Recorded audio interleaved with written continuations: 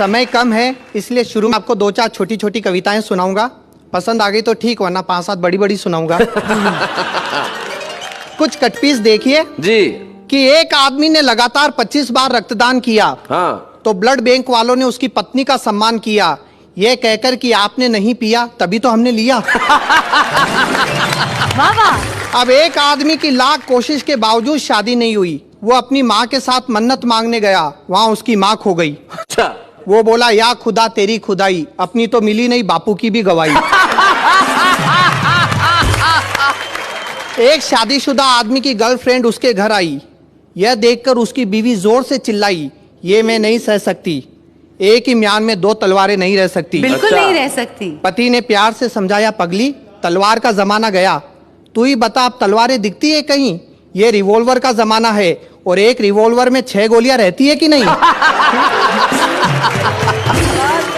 हमारे देश में बेरोजगारी की समस्या इतनी है कि एक 60 साल का आदमी कंपनी में जाकर कहता है नौकरी दो। मैनेजर बोला, लेकिन चाचा ये तो आपकी पेंशन की उम्र है। चाचा बोला, तो पेंशन दो। अब एक आदमी बैंक में गया अपना 10,000 का चेक लेकर।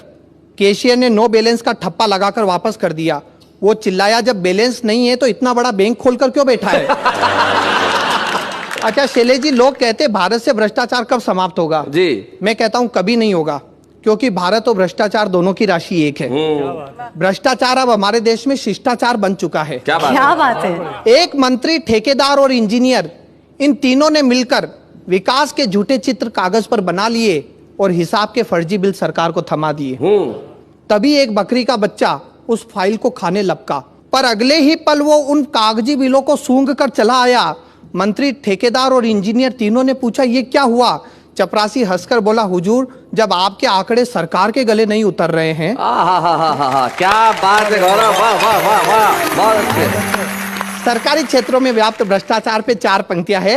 राज्य कर्मचारियों ने बाढ़ पीड़ितों की सहायतार्थ अपना 1-1 दिन का वेतन दिया। बाढ़ पीड़ितों ने लेने से मना कर दिया। हाँ। कहा, क्या होता है 1-1 दिन के वेतन से? ये मुफ्त का दिखावा बंद करो, और यदि सच्ची सहानुभूति हो तो 1-1 दिन के वेतन के बजाय अपनी 1-1 दिन की ऊपरी इनकम दो। क्या बात है, वाह वाह वाह वाह वाह गौरव, बहुत बहुत बढ़िया। अच्छा शैलेश जी, नेहा जी, जी। हर व्यक्ति की जिंदगी में एक दौर ऐसा आता है जब वो आत्महत्या करने की सोचता है। हाँ। लेकिन उसके मित्र, उसके रिश्तेदार उसे समझाते हैं और रोक लेते हैं। हाँ। वो लोग बड़े खुशकिस्मत होते हैं।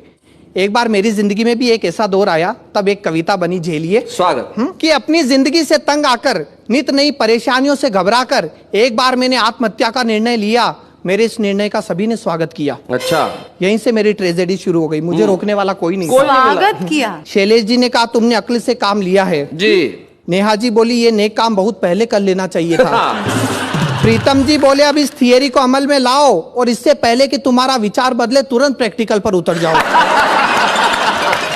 ये मेरे शुभ चिंतक ऐसे ही है। और यहाँ से व्यंग्य देखिए, हमारे देश में मरने के इनडायरेक्ट तरीके कितने हैं। जी। इनडायरेक्ट मरने के तरीके। भीड़ में एक रेल कर्मचारी था, शक्ल से मालगाड़ी की सवारी था। पास आकर बोला, यदि आत्महत्या ही करनी है तो हमारे महकमे की सेवा लीजिए। बस एक बार विदाउट रिजर्वेशन बंबई से पटना तक की यात्रा कीजिए। आगे बढ़ जा, बस किसी तरह जनरल बोगी में चढ़ जा। ट्रेन पटना पहुंच जाएगी, लेकिन बेटा तेरी तो बस खबर ही आएगी। बहुत बढ़िया।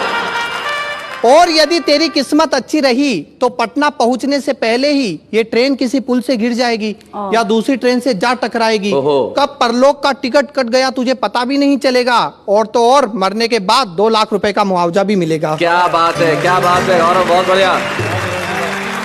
कि एक चुनाव हारा नेता दौड़कर आया, आकर चिल्लाया, सुना है आपका आत्महत्या का इरादा है, हम आपकी मदद करेंगे, ये हमारा वादा है। वाह।